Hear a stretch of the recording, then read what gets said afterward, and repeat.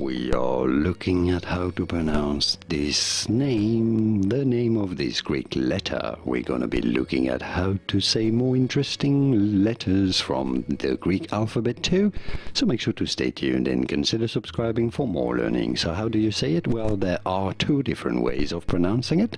In British English, this is normally said as omega, omega, with an emphasis on the O on the first syllable. Omega. In American English, however, this is normally said as omega, omega, with an emphasis on the second syllable. So both pronunciations are correct, it's just different ways of saying this word, omega or omega. And now you know it all. Did you get this? Was this any helpful? Let me know in the comments and by using the like button. Thank you kindly for your support. More videos on how to pronounce more interesting words and Greek letters in particular, whose pronunciations aren't obvious. I'll see you there to learn more, and thanks for watching.